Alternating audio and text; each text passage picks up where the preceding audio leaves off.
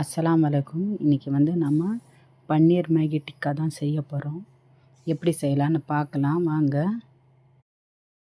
இது நம்ம கொஞ்ச நேரத்தில் செஞ்சிடலாம்.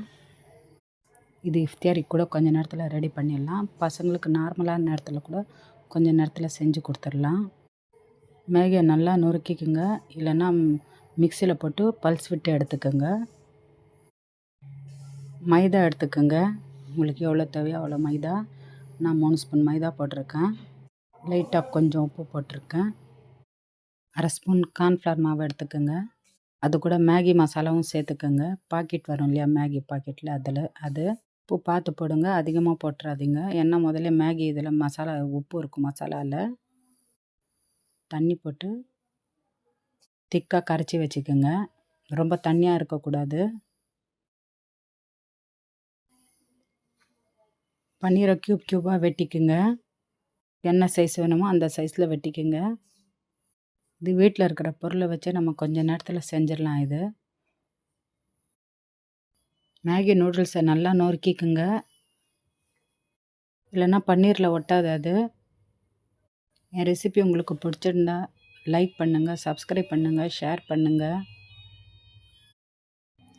நொறுக்கி வச்ச மேகியில் கொஞ்சம் உப்பு, மிளகுத்தூள், கொஞ்சம் கரம் மசாலா போட்டு மிக்ஸ் பண்ணிக்கோங்க.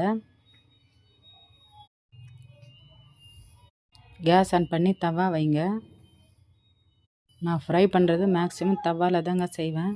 ஏன்னா நான் அதிகம் எண்ணெய் வேஸ்ட் பண்ண மாட்டேன். நிறைய எண்ணெய் போட்டு யூஸ் பண்ணிவிட்டு திரும்ப நான் யூஸ் பண்ண மாட்டேன். நான் ஒரு தடவை யூஸ் பண்ணால் எண்ணெய் திரும்ப யூஸ் பண்ண மாட்டேன் நான். அதெல்லாம் நான் கம்மியாக தவாவில் தான் செய்வேன். பன்னீரை மைதா மாவில் டிப் பண்ணி எடுத்துகிட்டு மேகியில் புரட்டி எடுத்துக்கோங்க. லோ ஃப்ளேமில் வச்சு வைங்க, ஏன்னா சீக்கிரம் கருகிடும் மேகி. மேகி கிறிஸ்பியாக இருக்கிறதால சீக்கிரம் கருகிடும். அதுக்காக தான் நான் லோ ஃப்ளேமில் வச்சு செய்ய சொல்கிறேன்.